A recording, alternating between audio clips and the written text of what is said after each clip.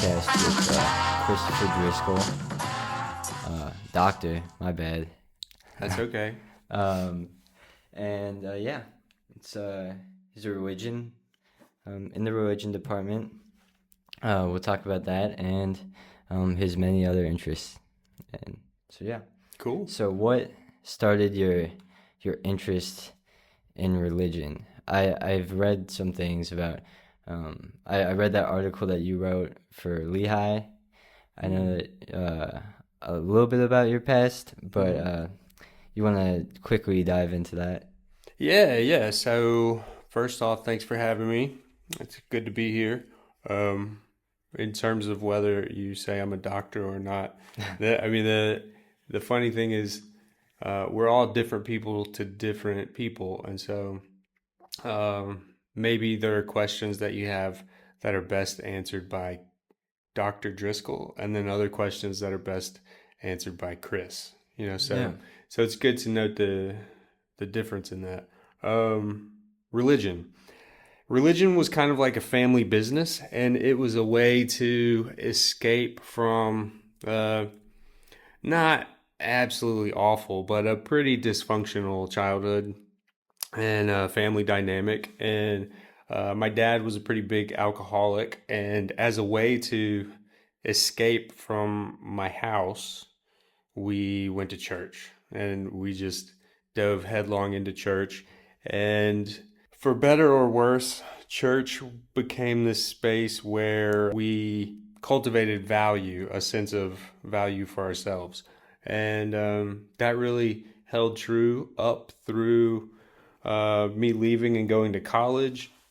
And as soon as I got to college, I started taking a religious studies class and realized that I could continue to explore religion in a way that I was already really motivated to. And and so I started taking religion classes, and I basically never stopped. The other piece of that puzzle is I got introduced to the academic study of hip hop culture. And that was really transformative for me because I felt like, so I was always in love with thinking about religion and theology, but I also have always been kind of the black sheep in the discourses. I feel Okay. at times like a blue collar scholar, someone who's not quite polished in the questions that or their motivations. Uh-huh. And I like it most of the time. It's fun. But my point is that hip hop and the study of hip hop and religion especially provided an opportunity for me to really amplify my what we now call as a hermeneutic, my interpretive posture. Yeah. And that was a lot of fun to start exploring that. Yeah. So a lot of the times I feel like, especially because I'm going through this now where I'm picking what I want to study in college and what I want to major in, a lot of the times it kind of can stem and help if you have a mentor. Did you have someone like that and maybe like one of your first religion courses or even later on that you really liked and it made you passionate about studying religion? I mean, obviously your upbringing did, but is there something that like carried on? Yeah. So mentors have been extremely important in my life and in my success. Um, I had several interested professors as an undergrad, but it was really when I began my first master's degree that I met my first mentor who remains a mentor to me to this day. Her name's Stacy Floyd Thomas, and she's an ethicist at Vanderbilt University, Vanderbilt Divinity School. She saw something in me that I could kind of feel at the time, but I didn't see it. I didn't have a way to articulate it, but she saw the diamond in the rough. I don't mean that in like a self-aggrandizing way. It's just, it is what it is. A lot of times, young people are their own worst critic. They struggle to see the promise that they hold for themselves. I was no different. And Dr. Floyd Thomas saw way more in me than I saw in myself. But thanks to a whole lot of hard work on her part and mine too, slowly but surely, I turned myself into a scholar Uh-huh. worth listening to from time to time. Yeah, that's great. What? So I know that I'm pretty sure. Correct me if I'm wrong. You went to, so you went to TCU and then you went to Rice, Yeah. right? So what was your college experience like? What would you say you were like as a student? And did it ever change? Or were you like generally like same? Or did you have like a revelation like I should I want to be this type of student? Because I I think there's was, this. I'm Yeah, go sorry. ahead. Go ahead. I was always interested in ideas. And there were a lot of times when I would be annoying for my classmates because many of them were thinking about their time in the classroom as much more transactional. That's something that a big chunk of students here struggle with as well. I fight to invite them into letting go of that word Yeah. in my classes. But for me, I was just always really interested in learning new stuff, always. And so I really relished classroom experiences. Um, I went out, I partied a bit, but I wasn't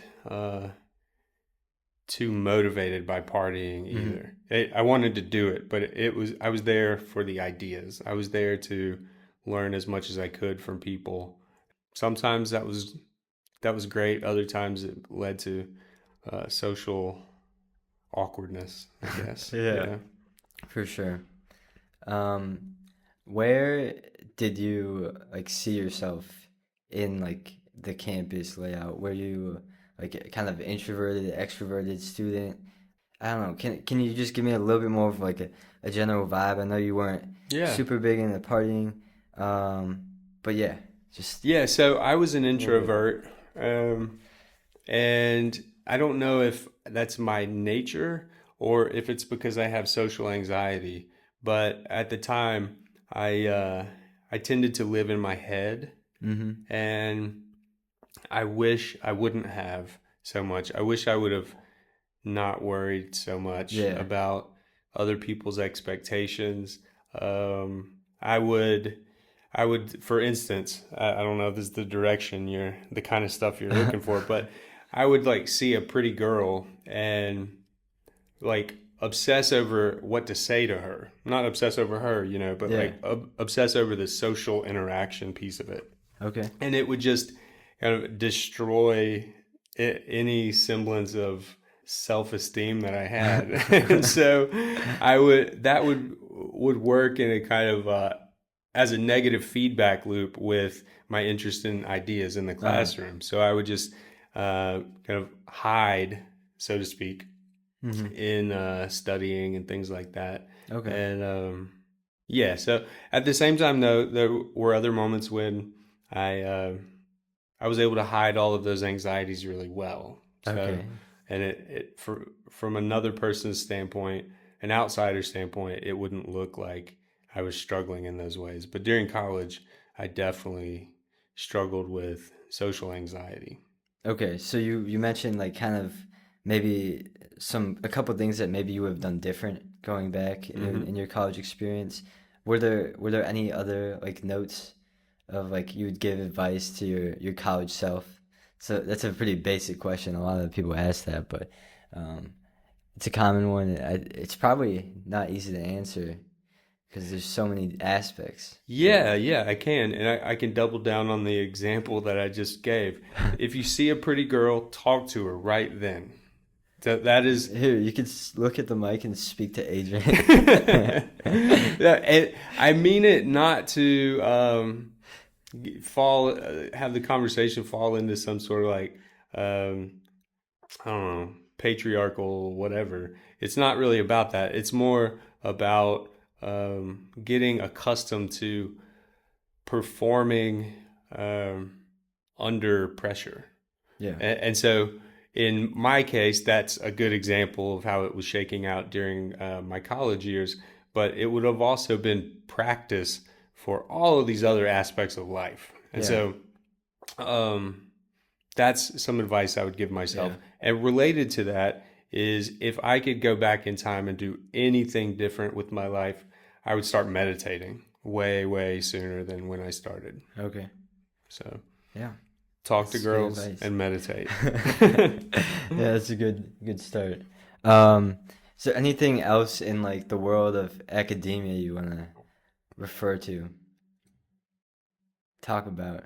Any interesting studies? So we can totally make it a looser tone from here, but Yeah, I mean, I'd be happy to talk about anything that you're okay. curious All about right. with academia. I would In love academia, it, in fact, to. I would like to hear some philosophy analysis. I remember in Wyoming we were driving and you were talking about Freud and stuff, and Hmm. I want a second lesson. So Okay, all so right. just maybe yeah, I want to discuss it. I You want to want to hear discuss Freud? G- Freud, or maybe you can name your favorite philosopher, which Oh, that's I fun. know a couple of them Hmm. that you like, but yeah. So, That's great. Yeah, it's a hard question. So, the philosopher who is probably most closely connected or informing my work is a guy named Ludwig Feuerbach, who was a German who lived in the 19th century.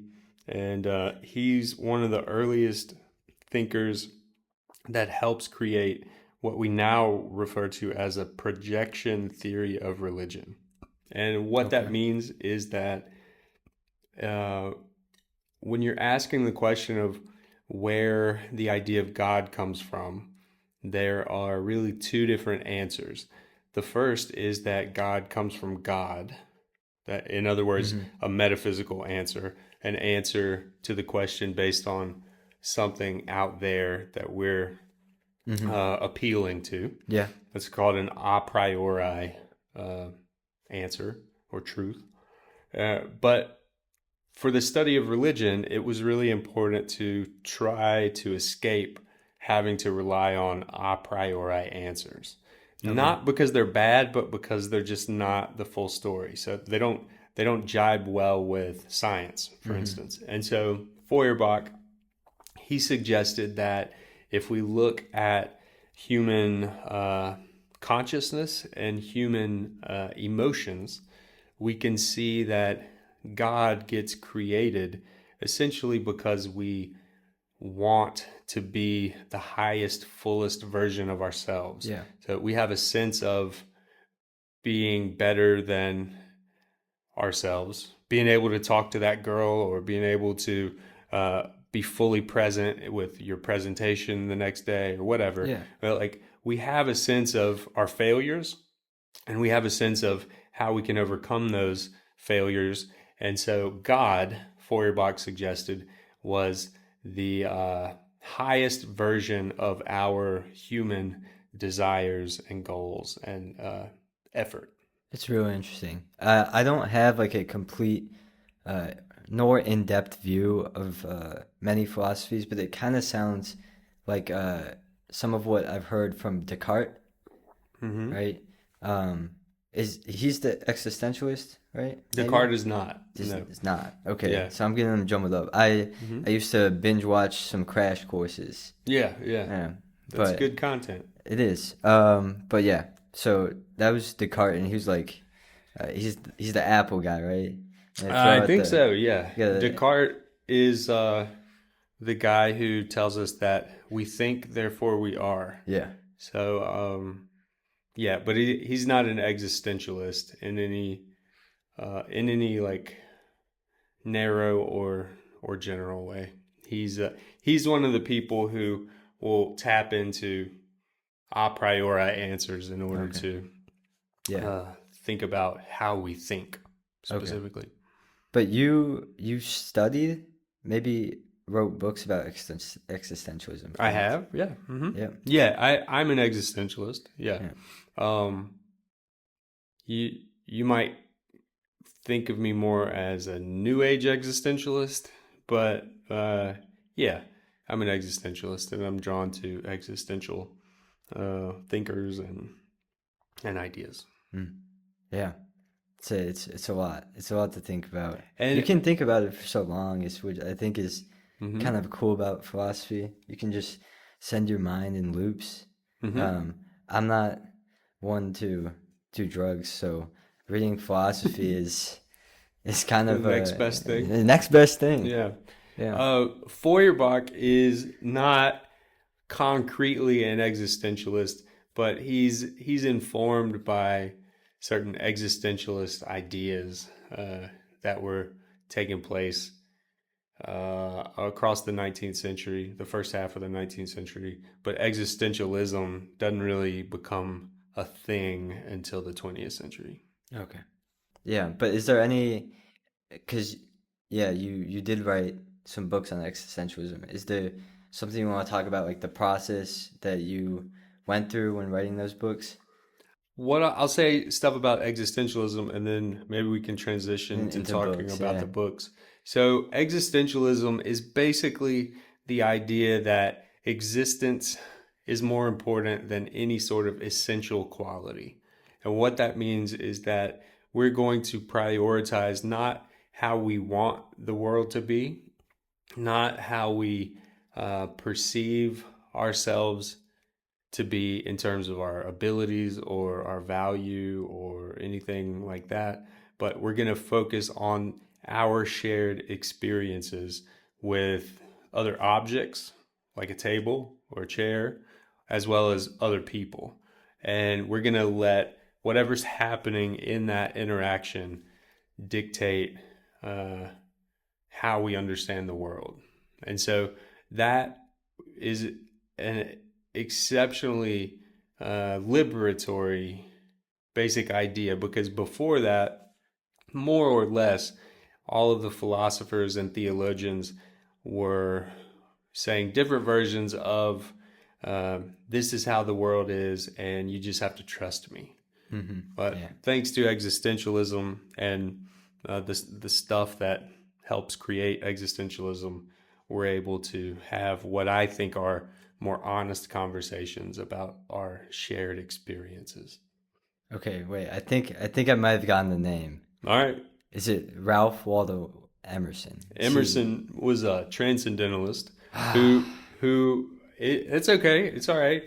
I knew it There was some three-part name that was there are so Emerson wanted to celebrate the value of our shared experience and the okay. value of our experience with nature and things like that. Yeah, he's not doing it for the same reasons that the existentialists are doing it, Okay. but that doesn't mean it's wrong. I mean, it's not like the existentialists are right Uh-huh. either. It's just a Yeah. different way of skinning a cat. Okay. Well then let's pivot on over to publishing, Okay. writing books, even if you want to go into reading books. Not really. No. Yeah, maybe so. But what do you want to know about publishing? Or what Okay. do you want to know about writing books? Because they're kind of different. Um, I guess I would start with what about writing books um is important. So, nothing. So, that's the short answer. Writing books is almost always about the writer's ego. And sometimes that's great. Other times it's a waste of the reader's time and Hmm. energy. And what is so I've written books that I am proud of the ideas, but not sure if the book was necessary, for instance. Okay. Then I've written other books where I feel really confident that my ego wanting to write that book had a real positive impact on readers. So it's not like I'm just shitting on writing books, but it's Yeah. more complicated than that. But it is, though, the case that every book is really a love affair between the author and the ideas that they're sharing. And so it's a book is about oneself when you're the author.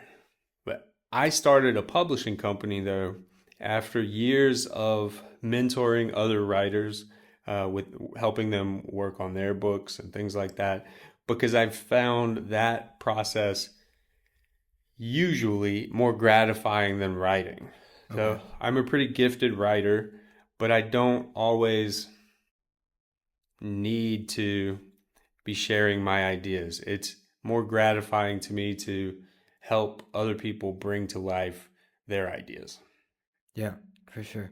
That's a really cool note. How do you, as being, you're an entrepreneur at this point, A right? bit, not a very good one, but yeah, I try. um, how are you like seeking out talent? How are you like picking books that you want to help people write?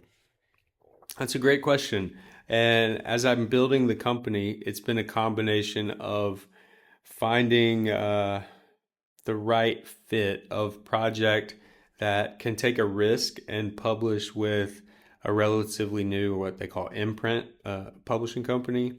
Um, but at the same time, we tend to focus on books that are about either the world of ideas or about religion and spirituality. And Okay. so I'm able to, in most cases, use the my intellectual training, the content of it to help these authors tell the stories that they're telling. Okay. So back to kind of like the process of writing a book. Mm-hmm. You mentioned it's a lot of like the reader's ego is what Mm-hmm. a lot of what gets put down. Um, do you think that that you think writing is a healthy practice? Is it similar to like a meditation, or is it more self-loathing, I guess? Do you Hmm. think that it can Mm-hmm. be a negative experience? Do you think it can kind of disconnect people? I just want to know how you feel about um, how writing is impacting the writer. That's a really powerful question that you're asking. And immediately, someone who comes to mind is David Foster Wallace. You know who that is? Nope. He's who a lot of people consider one of the greatest American writers of the 20th and early 21st century. He wrote his magisterial tome is called Infinite Jest, and it's about the very things you were just asking about. Like, at what point is my life as a writer worth the uh, the time and energy that I put into it, and then at what point does it become self-abasing and promote unhealthy lifestyle choices and things like that. And in his case, his he wrestled with addiction for many years and depression and things like that. And in his case, the story did not end well. He took his own life, I think, in 2006. And so here is this absolutely brilliant writer who many, like I said a minute ago, have said and will continue to say is the best at what he does. Absolute best. Hmm. And it did not provide the existential security or you just call it the happiness or the joy in his life at a level that would mean that he's still here for his loved ones to celebrate and for him to still be in community with all of them. And so writing is a double-edged sword. It can be cathartic, it can be liberatory, it can be therapeutic, it could be meditative, but it can also be something that allows a person to escape in a way that is unhealthy. Is almost always unhealthy. Yeah. So think you give it this way: if you're writing to connect to yourself and to one another, then maybe it's a good thing. If you're writing though to disconnect and your worry over erudition or crafting the perfect sentence has you not refilling your toddler's I don't know, milk bottle or Hmm. something, then that's the wrong way to Yeah. be related to writing. Okay. So when you're sitting down and you're getting ready to write a book, is the goal of that work to get your thoughts down as clearly as possible? 'Cause I feel like that's kind of the definition that you're kind of laying out. Uh-huh. It depends. So one of the best things about being a scholar is we get trained to use writing as a tool for thinking. But that doesn't always translate well into a reader enjoying the experience of reading Yeah. what we're writing. And I mean, you know this, you're a student, you're uh, forced, I'm sure, at times to read academic works, way more boring, way more difficult to read Yeah. than the typical novel, right? And so it depends on what you're prioritizing. I sometimes will use writing as a tool for thinking, and I've enjoyed that process. But these days, more so than that, I think of writing as a tool for communication. And as a publisher, I'm I'm interested in a couple of different things. One is helping to amplify the voices and the ideas of my authors, but the other is to ensure that those ideas uh, and those voices are pointed very concretely in the direction of an audience who might care about what they have to write. Yeah. And so that's a really fun process to try and bring those two sides together. That's a lot of what I do. Yeah. And then I guess you could consider yourself in to an extent, the entertainment industry, right? Yeah, Um, yeah. Mm-hmm. so how does having to appeal to a specific audience kind of affect what you're trying to do? You've like seen it in so many different artists, whether they're painting on canvas or they're making music. We've seen it audience influence the artist for the better or for the worse. How do you think that the audience is playing a role on you? I think it's always a dialectical process. You just described it pretty well. So there's an artist always, and then there's an audience always.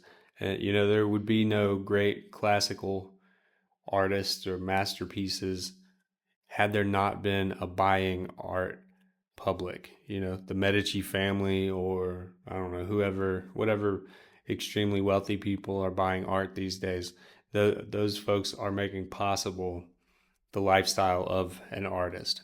And the beauty of that lifestyle is that they're constantly experiencing the tension that you're describing of having their ego. Again, I don't mean it in a negative way. It's a piece of the puzzle. It's like Yeah. you have to be bold. You have to be not arrogant, but you have to have a kind of certitude in order to uh, have the desire or the capacity to share your ideas or your art with the world. Yeah. And so I really appreciate that dialectical process where audience expectations, the demands from readers, or the demands from students, even in a classroom, are shaping the product. So a lot of scholars were not trained very well how to appreciate the feedback from um, students or from broader audiences than the very narrow audience that we get taught to write for. So a dissertation is how you get a PhD in the humanities, and that is a book, more or less, that you write for an audience of literally 3 to 5 people. That's that's the Yeah. goal, and Well, and so that's limiting yeah, in a lot of ways. for sure. So I enjoy thinking about how to reimagine maybe even those same set of ideas that would show up in a dissertation, but for an audience of 5,000 or 500,000. Yeah. And how do you like go about like obviously you're probably in the process of like trying to scale um, up your as an entrepreneur. You're trying to Hmm. scale up your company. How are you going about that process? And how, because obviously you majored in religion and you study religion. How do you think that this is helping like other skills? What skills are you learning as Um, a entrepreneur? yeah, time management, self confidence, negotiation, things like that.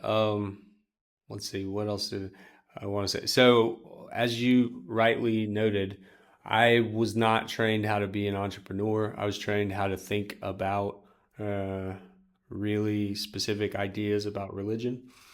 And so, when I decided to start the company, I looked up the syllabus for an entrepreneurship course here at Lehigh, and I bought the textbook for the course. And I read the textbook, and that was my crash course in how to be an entrepreneur. And so from that, I developed a business plan, and I kind of treated it as if I was a student in the class. I just didn't tell anyone. Yeah, created a business plan and business model and everything like that. And now, I guess the last 2.5 or 3 years, I've just been implementing that and thinking through all the different ways that the company can cost money or make money, and just trying to stay prioritized on making more than I spend. Mm-hmm. So Yeah, yeah. that's great. I kind of want to pivot over to yes, you were educated in religion, but you also talked about your interest in hip hop. Oh yeah. Hmm. So Hmm. I want to pivot onto that. I've heard a couple of your experiences. Um, I think mainly a lot of them were in grad school, right? Hmm. Um, but what was it like getting education in hip hop? It was a lot of fun. It was a very special moment in the world of hip hop studies and in my own career. So I went to study at Rice University under the advising and also mentoring of a very famous scholar named Anthony Penn. And Anthony Penn, he back in 1995 wrote one of the first academic books that critically engaged hip hop culture at all. And it was, let me see if I get this right. Yeah, it was the first book in the academic world of theology that brought hip hop studies or that brought hip hop into the conversation. And so, as soon as I read that book, what is it called? It's called Why Lord. As soon as I read that book, I wanted to study with this guy, and fortunately, it that was all possible. And then a colleague of mine, her name's Andrea Matthews, she ended up working. We were all in Houston, and she had a second job, and the job that she had was working as I think an intern for Rap A Lot Records. Okay. And Andrea is this like really extroverted spirit. She's a commanding presence, and everywhere she goes, she kind of forces everyone to remember her in this Okay. wonderful way. And she did that at Rap A Lot Records.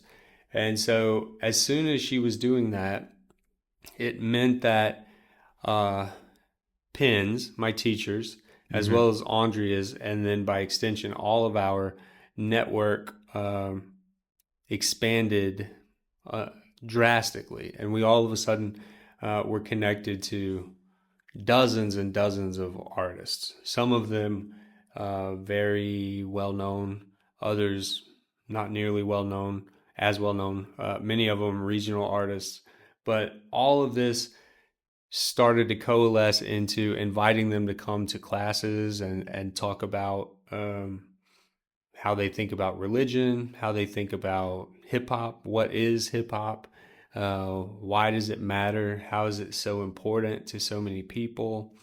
And across those years, we really helped to develop religion and hip hop studies, as well as academic collaborations with artists. Yeah. And so it culminated in Penn, my teacher, co-teaching a class with Bun B, who's a really Yeah. prominent artist based in Houston, or Port Arthur. And I was a TA for that class the first time it happened. And then we taught an online version of that class that had thousands of students, and that was a lot of fun. And we brought in lots and lots of different really prominent artists, um, and explored hip hop from the standpoint of how it provides value and meaning for fans as well as for artists. Yeah. Um, did you guys kind of make the whole hip hop teaching thing? Was he like one of the first people on that? Because now I hear about a different artist, like like at least like once a year. You're like, oh yeah, this guy, he's gonna go teach a class at Harvard, and I feel like maybe you guys were one of the first to start doing that. Yeah, yeah, that's it's not a competition, but yeah. So, for instance, Ninth Wonder Yeah. started teaching a class at Duke. I think uh, not in response to, but inspired by what was happening in Houston at Rice. Mm-hmm. And but the story is a little more complicated than that, because it just so happens that one of the other fathers of the academic study of hip hop, his name is Mark Anthony Neal. He was at Duke, and he had already been teaching classes not about religion and hip hop, but about hip hop culture. And Mm-hmm. so he brought in Ninth Wonder um, at a certain point. I can't remember what year, maybe 2014 is when Ninth Wonder was coming in to teach classes there. And Killer Mike is another Yeah. artist who started to be. I mean, he was always a real heady intellectual artist, but I mean, guess because of that, he started to want to do collaborations and do different public discussions. That Penn participated in a lot of those as well. Another prominent academic that was also, he wrote one of the other first books on hip hop was is a guy named Michael Eric Dyson, he's a pundit on TV. He's like one of the talking heads. So whenever Okay. there's certain issues, they'll have him on CNN or stuff like that. He had a show on MSNBC for a while. Anyway, he was another real prominent voice in helping to establish hip hop studies. And then the most important was in 1993, a woman named Trisha Rose wrote her dissertation on hip hop culture, and she was not herself in religious studies, but she turned to a lot of religious studies uh, thinkers in order to help make sense of what was happening with hip hop studies. And so her book, Black Noise is the name of that book. Okay. That book helped Gotcha. create really the foundation, along with Penn, Dyson, and Mark Anthony Neal, and a few others. How do you think that the state of hip hop has progressed since, I guess, the first beginnings, whenever they were Yeah, like 80s, I guess, that's to such my a knowledge. yeah, it's such a complicated topic. As a fan of hip hop, I would say sometimes it makes me sad how it has progressed. So that makes me feel old, like I sound old. But as a student, as a scholar of hip hop is not really the name of a cultural movement so much as it is the name of the target that we use to constantly track where black expressive culture is in any given moment. And personally, I don't like that. I think when Nas said hip hop is dead, and I think he said it, that was in 2004, I've always said it is. It's done. Whatever is happening after that is like infused with hip hop or whatever, but Yeah, it's because it's no not one, the no, same. but also no one calls it hip hop anymore. Like it's Oh yeah, so yeah. that's a So good point. maybe he did kill it. Yeah. And so I personally I think that hip hop involves an MC, it involves a DJ, it involves breaking, and it involves graffiti, and it probably also involves entrepreneurship. Those for me are the five elements of hip hop. And just because you're black and talented musically or otherwise doesn't mean that you're hip hop. Yeah. Doesn't mean you're not. It just means that for me is not the right frame. Yeah. But a lot of people have just continued to mark contemporary black expressive culture as hip hop in a way that Yeah. I don't think it is. Where would you say your favorite genre is right now? Like what does that look like? In hip hop or In just in hip hop general? or in general? So Yeah. we'll stick with hip hop. So I am always inspired by Kendrick Lamar's work, and I think that he is keeping the torch of hip hop alive. He's by no means the only person doing this. What I mean by hip hop is dead is that it's no longer getting bigger. Like the things that make hip hop, Yeah. we have agreed on. And there's not like Kendrick, as he's turning out to be the best MC probably of all time, but he's not adding something new Yeah. to what we understand as hip hop. That's what I mean by it's dead. It's now Okay. become now he's like a jazz artist or something. It's its own thing, and will always be artists who are in that genre, Yeah. but there's not something that's still like evolving and growing. That's what I mean by How it's do dead. you go about like deciphering like a hip hop or rap? Are they different fields to you? No, for me, it's just a semantic Okay. difference. I think hip hop. So someone like KRS-One, who I could really include him as part of that story I told a few minutes ago about how the study of hip hop happened, but he was coming from the hip hop side, not the scholarly side. But he would say that there is a difference. Rapping is something that you do, that an MC does in particular, but hip hop is a culture and it's a way of life. And he says it's even a religion. Okay. Yeah. I kind of I like what that statement has in mind. 'Cause like there's just in semantics and when you're talking about different words, they do feel like different things to me. Um, like Kendrick, like even for me, like I would have trouble like calling him a hip hop artist. I, I like you could just define him as a general artist, but he's also a rapper.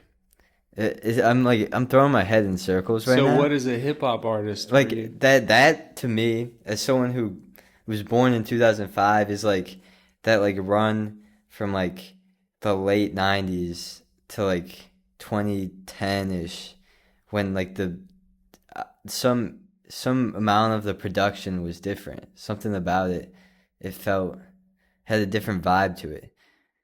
You You know? mean the sonics, like Yeah, the the aesthetic sonics, of it? aesthetics. Yeah. It just I don't know if it maybe stuff sounds too good, so it all feels commercial. Yeah. Something about Yeah. hip hop didn't Mhm. feel commercial. I think that's true, and but that's not new either. So there were artists and fans in the '90s talking about saying the exact same thing you're saying, but about the '80s and the late '70s. Okay. And that doesn't mean you're wrong. It just means that it's a perennial debate. Yeah. Um, I think Kendrick ends up a bad example because of his musical prowess. So he's literally connected to Dr. Dre.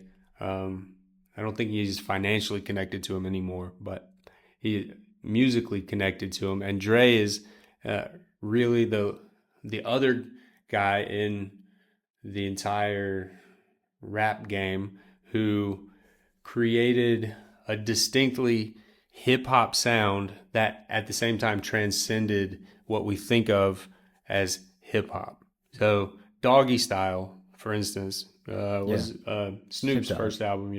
Yeah. Came out I think in '93 and maybe '92 or '94. I don't know, but that was as hip hop as it got at the time. It was gangster rap specifically. Um, but it was that thing, and yet the production quality and all of the sonic values of it were so high that it transcended. It helped pull the entire genre forward towards pop, whatever pop is. Yeah. I'm not saying it Okay. was pop; it definitely wasn't, but it helped popularize Yeah. a hip hop aesthetic. Um, and so I think Kendrick has always done that with every one of his releases.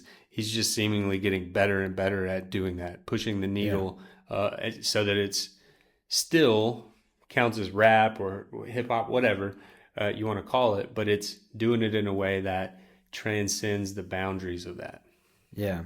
Like for me, from someone of my generation, like I think of hip hop, my mind goes straight to like a Tribe Called Quest. Yeah, That's like a lot of people do. definitionally, Yeah. if I had to name a hip hop group or just, yeah, Mm-hmm. it goes straight to them.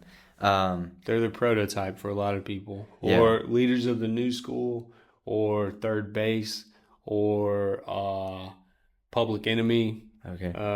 But all of that is an East Coast sensibility that neglects that hip hop has always sounded gangsta. It's always sounded West Coast. It's always sounded like New Orleans jazz, like with lots of hi hats and horns, different Hmm. horns and stuff too. So uh, while you'll find a lot of people saying yes, agreeing with you about like what sounds like hip hop, there have been a lot of other people to say no, that's not really. That's like East Coast chauvinism. Yeah.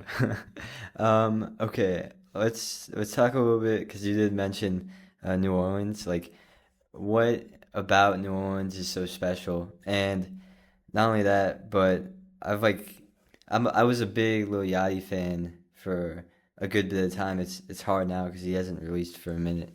Um, but he had Rob 49. Do you know who Rob 49 I is? don't. Mm-mm. He's a new New Orleans rapper, I believe.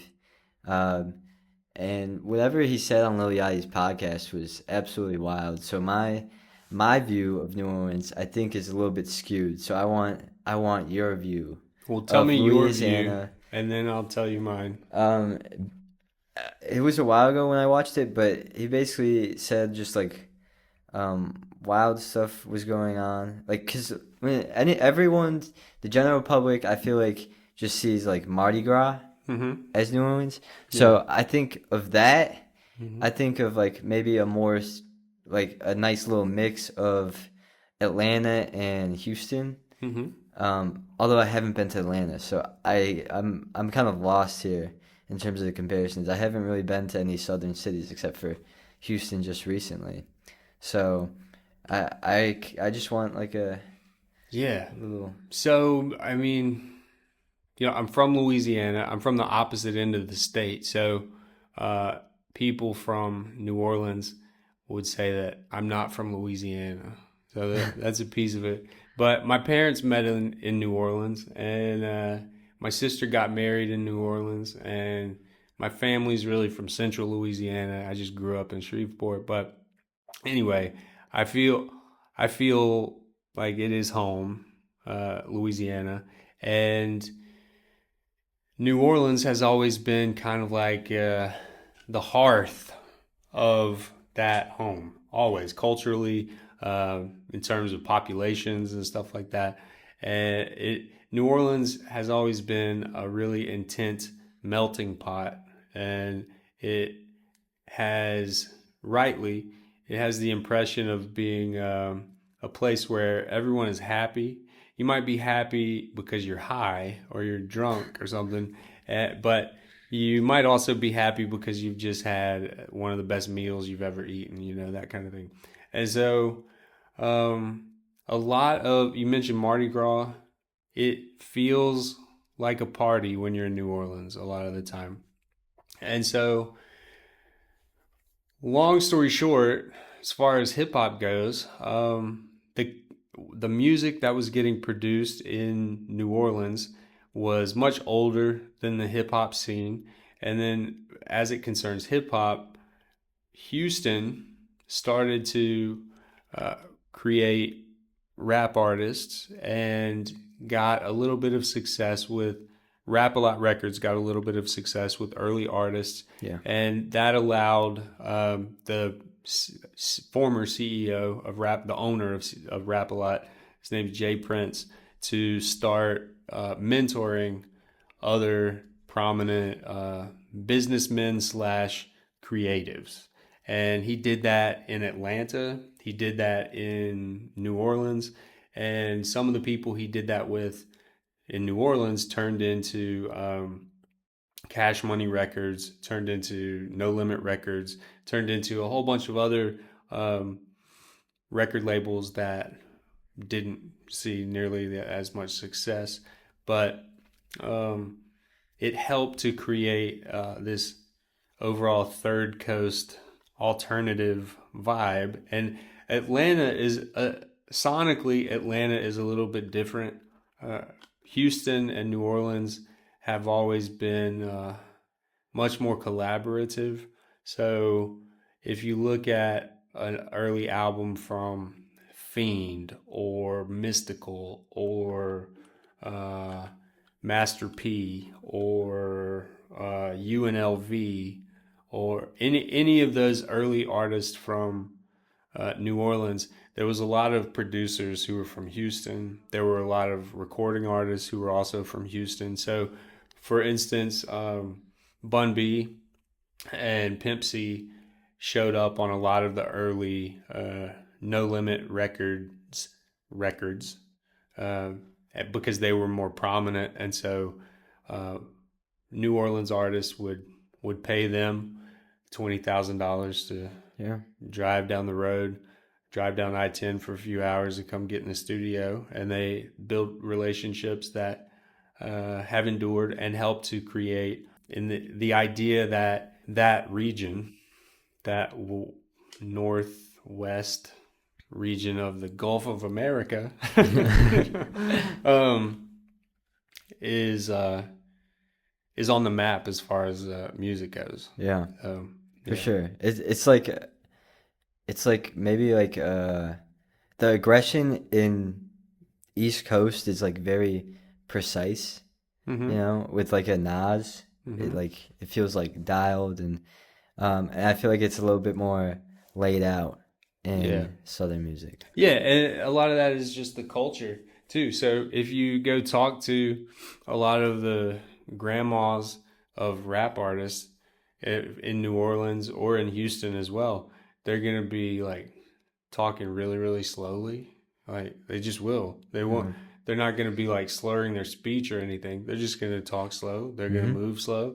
But then that sensibility got exaggerated with the codeine syrup craze of the 90s and 2000s in Houston in particular, but also in New Orleans. I think Lil Wayne has talked about how he ended up addicted to codeine syrup for years, and I don't think he is anymore.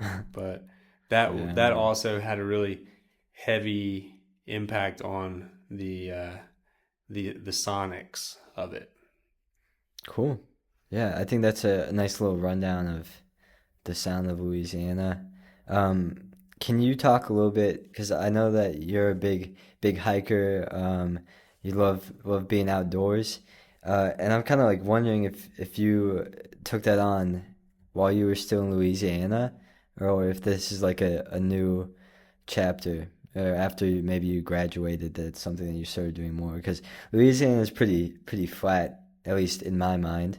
It is. Um, so I was thinking, I was like, he probably wasn't doing that much hiking. Maybe some walking, but Yeah, yeah. the highest point in the state of Louisiana is coincidentally Driscoll Mountain. Um, Wow. but so I was a Boy Scout. I'm an Eagle Scout, literally, and so that's a whole other story. But uh, thanks to my experiences in scouting, I cultivated a passionate love affair with the mountains, even though there were no mountains around Louisiana. And so, as soon as I got my driver's license at the time I got it at 15, but by 15 and 16 years old, I was driving to Central Texas to play on the rocks of Enchanted Rock. I was driving north 2 or 3 hours to the Ozark Mountains and the Wow. Ouachita Mountains of Arkansas. Um, I was going to Wichita Falls, uh, which is this. Uh, I mean, it's a town, but there's a weird little rock outcropping just west of Fort Worth where you can rock climb on this really awful conglomerate rock. It's not fun, but it was close enough to get me to go there. And then Oklahoma has some mountains. I think those are the Wichita Mountains, I think. I don't know. But anyway, as soon as I got my driver's license, I was trying to escape from Louisiana as much as possible to stay in the mountains. And so, long story short, I've always loved the mountains. I've rock climbed for going on 30 years. And I don't climb much anymore. Photography is what I do these days. You know this, but Yeah. um, I try to stay in the mountains as much as possible. I try and bring my girls into the mountains as much as possible. Our toddler, who's almost 4, she is being taught that there's always magic in the mountains, and so we'll take her on hikes and Yeah. bring like treasure, and Oh, she's always finding the treasure. She hasn't learned that yet sounds that awesome. she hasn't learned yet that we bring it with us. But either way, the mountains are a really important part of my life. Yeah. Yeah. Yeah, that's a way to do it. What has it been like being a father lately? I Hmm. don't know if you want to talk about that. Happily, yeah. But yeah, I'm interested. Um, it's it's always cool to see like how people take on the idea of fatherhood, and obviously, I'm getting older, so I could use all the advice. So yeah, So being a father is incredible. I didn't expect it to happen to me. It's a blessing I did not uh, think was headed my way. I have learned more about myself than I ever knew was possible. Um, but it's the most gratifying thing that I have experienced uh, in my life, without a doubt. Um, we choose to live in the mountains, uh, and that means that I'm a long way from home from time to time, yeah, and I nearly gave up my career because being away from them is so tough. But uh, eventually, I realized that loving people the way that you love your kids um, hurts. It just hurts. It's not yeah, only hurt, it's mostly not hurt, but yeah, there's always a part of it that hurts. And so when I came to realize that, it helped me to recognize that I needed to uh, make sure I didn't jeopardize this other things that I'm passionate about in my yeah, life, just as a way to mitigate that pain, because it sucks to be away from home, but at the same time, it they make you hurt when you're home too. So yeah. not because they're bad, but But because it's like living with your heart outside of your body, you yeah, know. So yeah, but it's been a wonderful, wonderful experience. Shout out to Elle and Veda. yeah, that's great. I was, it's it's always cool. So best of luck to you. Thank you, thank Um, you. but yeah, it's definitely I've seen like a lot of people were talking about how it like restokes your fire. Like you have to like now provide for, you know, for you, I think it's three more people, Mm-hmm. and they're completely dependent on you. So Yeah. it I imagine motivates you. It's extremely motivating. That's right. Yeah. Um, and in thinking about it, um, yesterday I was listening to a conversation, a podcast between LeBron James and Pat McAfee? Pat McAfee. Yeah. Yeah, yeah. I was watching that at lunch. It's pretty good. Yeah. And anyway, I was just reflecting on how LeBron is now playing basketball with Bronny, his kid. And that's only possible because he had Bronny when he was still a kid, when he Yeah. was like 19 or 20 years old. And that sounds terrifying to me on the one hand, but on the other hand, kids, they don't really know what's going on until they're getting to be like 10 years old or something like that. Yeah. So while it seems weird, the idea of having a kid early, it would really be cool if I had the energy I had when I was in my 20s now. Like if I could apply Yeah. that same amount of energy to my kids now, it would be great. But you live, you Maybe. learn. Yeah. Okay. All right. Right. Nah. Nah. Yeah. Yeah. Something to think about. Um, I don't know where else we want to take it, but What questions do you have about anything I can answer that, since you have me mic'd up, I can it's try like and writing answer? down notes. Not questions about me, I mean, or about what I am interested in, but just other stuff that may be of interest to Okay. you. Um, I'll start with something a little bit more not like serious, but a professional tone.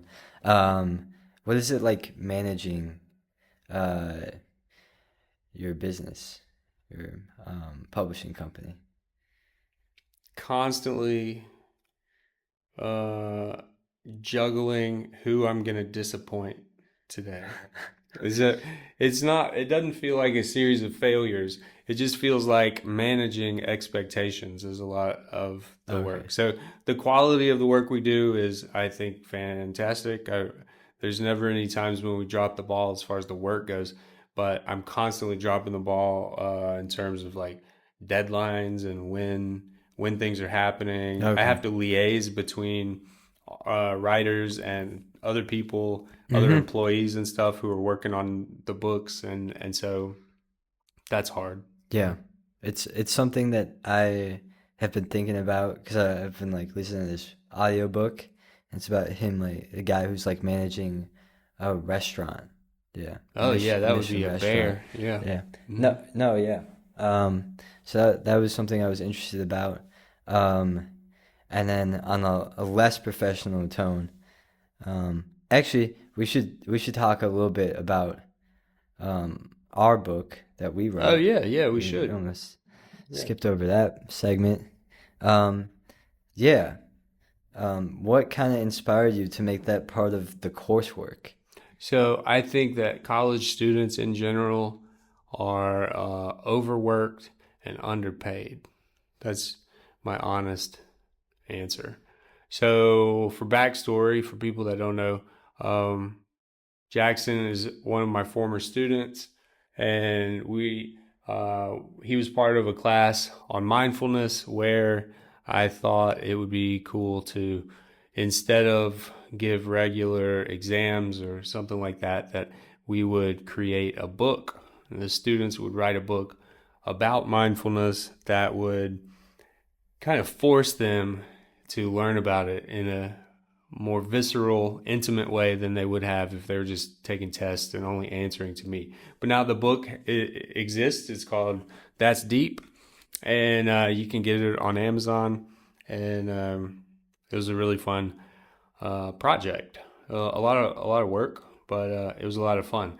But the reason I was motivated to do that, though, really is because I don't believe that higher education is offering an appropriate value proposition anymore. I say this recognizing where we are having this conversation and This is for folks who don't know, this we're having this conversation in an absolutely stunning building that is new and that can't even imagine what this building must have cost to build. So the money's going somewhere, and I feel grateful for that. I hope students do also. But at the same time, I think that the old economic model of higher education is inherently problematic, even though it is nostalgic and it feels good. It feels like students should not have to worry or think about money. It should. Yeah.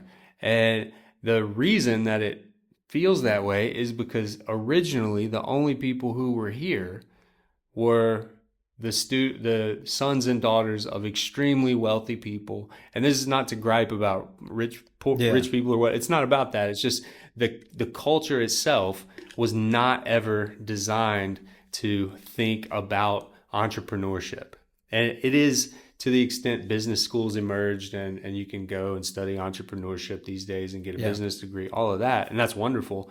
But I think that college should be an opportunity for students to learn how to value themselves, just in a comprehensive way, in a mental health way as much as a money way. And the way to do that is to give attention to the financial value of our time and our energy. And so I've worked over the last several years to try and reimagine assignments in my classrooms because I want students to feel like they're building resume skills in my classes. They're not just learning how to think critically.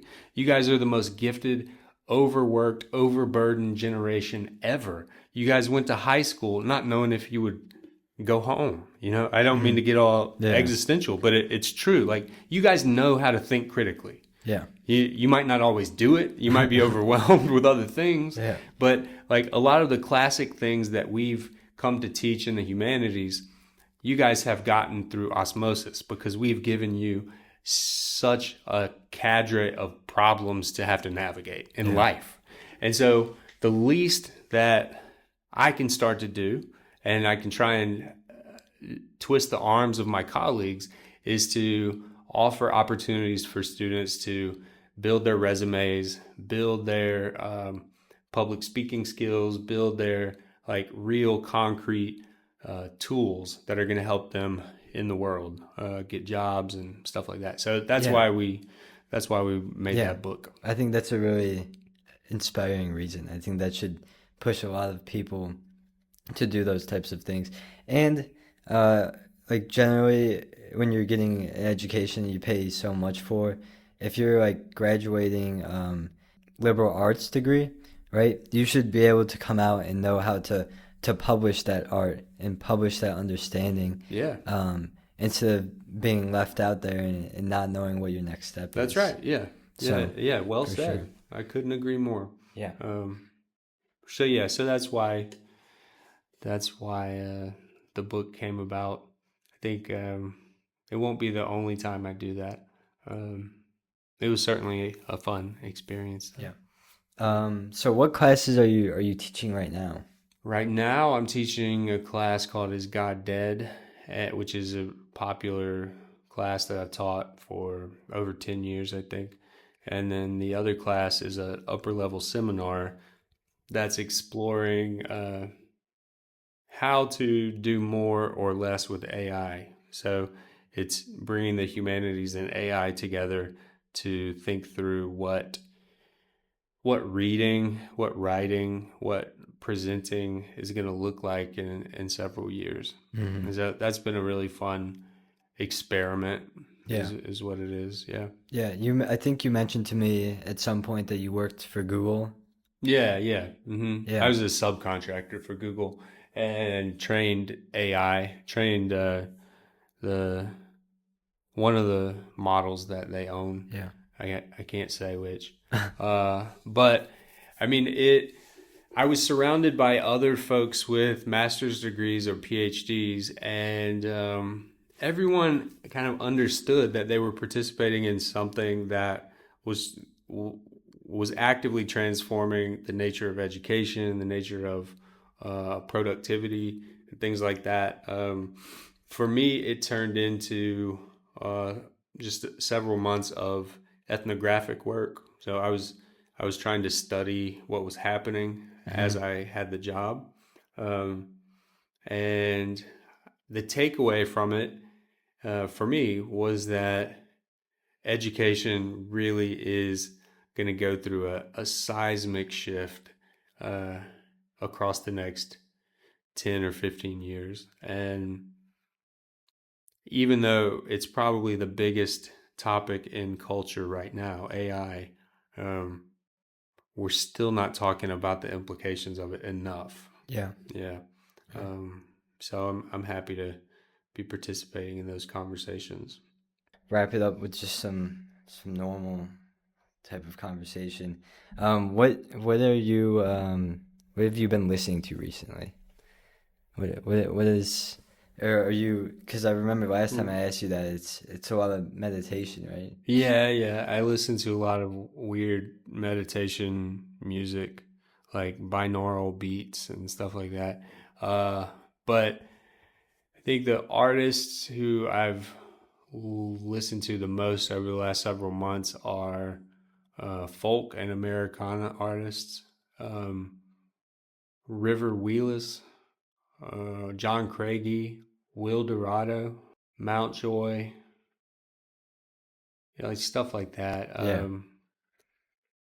So I think Rainbow Kitten Surprise, that's more rock, but yeah. Uh, that type of music is great for like drives yeah, to yeah. me. Mm-hmm. Um, that's that's where it falls for me. I've been so um, not even raised in rap because that was like never.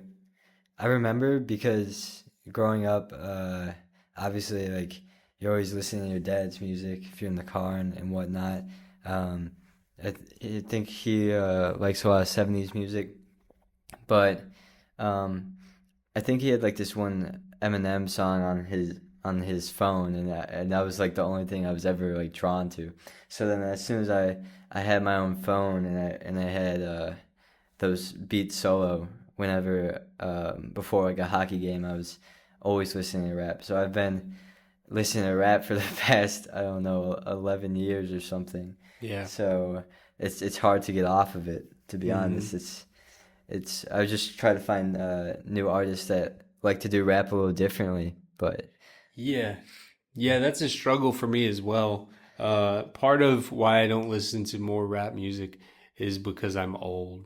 I mean, and I'm a girl dad, yeah, and I'm busy. And so half the time when I would have ordinarily been listening to music and therefore probably or possibly rap, I've got like a 3 year old in the car, yeah, and the curse words and stuff like that notwithstanding, she doesn't like it. She literally just she's like she'll tell me to turn it off, yeah, and I don't know why or what that's about. There are a couple exceptions to that rule, but um, I'm kind of like, it feels like I'm aging out of the constant appreciation for it as a listener. And I think a lot of artists, ironically, are doing the same thing. They're like, it rap music is a young person's game. yeah. It is. Yeah, and yeah, like with whatever Kanye has kind of released so far on Bully, it's a lot of peaceful tones. Maybe a sign of his age and growing. Maybe a sign of him going insane. I'm not really sure. Mm-hmm. Um, and then Kendrick, I thought he was gonna continue to go down the path of Mr. Morale. Mm-hmm. But then you got Gene X, so who knows? Yeah. Yeah, Kanye. So much to say or not say about him. I think I'm gonna start just celebrating the legacy that he has, his musical catalog that he leaves us, because I don't know how much longer he's gonna be here, and I think that it's important for us to celebrate people while they're still here. Yeah. Um, another like a thinker who I constantly draw comparisons between Kanye and this thinker. I use him. I use Kanye to teach this thinker, Friedrich Nietzsche. Nietzsche was a similarly tormented person, extremely brilliant. I even like tease out connections between like what it means to be a producer and sampling and the way that Nietzsche philosophized. Like he would steal from Mm-hmm. someone else and repackage it in a way that's, you can say, like proto hip That's hop cool. kind of thing. Yeah. Um, but it seemed to come at a cost, or his lifestyle and his commitments came at a cost. In Nietzsche's case, he was an incel. Like he struggled to get laid, Yeah. and he ended up spending a lot of his weekends going to brothels. And at one of these brothels, he contracted syphilis. Yeah, I read the And book that you gave me. I oh remember yeah, that. yeah, Yeah. good, good. And so, long story short, in Nietzsche's case, from I think he died in 1900, but from about 1890 to 1900, he was still active. But what we get from him is just nonsense. It's a combination of either nonsense or uh, very very freakishly similar things to like the anti-Semitism that we see in Kanye. It's like nothing but kind of like brash recognition of power and hatred, and the people who like a marking of who we like versus who we hate, in an effort to try and destroy those who we hate. That's what Nietzsche did in the last years of his life, Mm-hmm. and I think something similar is happening. I don't think it's syphilis. You know, you can cure syphilis real Yeah. easily these days. It's more severe than that, unfortunately. But I think a similar kind of cognitive decline is happening for Kanye, to the point that I uh, I wish journalists would leave him alone. I wish he could be his own uh, worst enemy. Let him like keep his X account or whatever. Let him tweet till he's Yeah. blue in the face, but no one should be amplifying his voice at this point, Yeah. because he's not well. All he does is confuse people who are morally either committed to him in a positive way or a negative way. But he's not worth our time to try and figure out at this point. He's not well enough. Okay. I say that as a fan. Yeah. I don't like that that's how it is, but I don't know how else to make sense of it. I feel really bad for his kids, not like their dad sucks, but Yeah. because it's I came from a dysfunctional family situation where my dad was not emotionally available, and well, ended up extremely embarrassing in the moments when he would like decide to show up, Mm-hmm. you know. So I can only imagine, but I can genuinely imagine how his kids might feel. Yeah. Yeah. Mm-hmm. So that's Sure. Kanye. Is it still worth it to listen to his future works? Yeah. Yeah, I think so. But Because there. he does have like a supporting cast where it's interesting that they're still around. Like Hmm. you'd think that some of these guys would have left him already. Is it just the people that want to be around him because of his prestige and how great of an artist he was? Yeah, that's a Or great it's question. really interesting to try and dig into what their motives might be. I'll use an example, which is also going to be like a shameless plug for the fall. So I'm teaching a class in the fall on Dave Chappelle, and Dave Chappelle and Kanye go way back. They're personal friends with one another. Dave showed interest in Kanye before Kanye was even Kanye. One of the ways Kanye his career got amplified back in, I think it was 2003, was by showing up on Chappelle's show. So he got an invitation from Dave Chappelle, and these days they're still friends. However, just because you're friends doesn't mean you're in the position to hang out, you know. And so Dave, being who he is, um, he'll like answer a call from Kanye, Yeah. but he's not gonna jeopardize his well-being in order to placate to a friend who is mentally unwell either. So, to the point, it's a theme that we're going to talk about in the class. Like, to whom do we owe uh, our time and our energy, and how can we maintain relationships with people who are harmful or hurtful potentially? How do we protect ourselves versus how do we maintain our relationships even with people who are ill? Yeah. What does this is kind of a little bit off topic, but what does like a philosopher look like today? Oh, that's a great question. I think a philosopher today is someone who's on YouTube. Really. Um, I personally don't think that it is ethical anymore to produce more PhDs in my field. That's a very contentious issue in my field. I'm happy to just like put it out there, whatever. But I think so. In my field, there were this year, I believe, 5 or 6 jobs in all of North America. Not in my specialization. I mean, in religious studies. Period. Wow. And there are hundreds of PhDs that get awarded every year, and fewer of those people will ever find an academic job.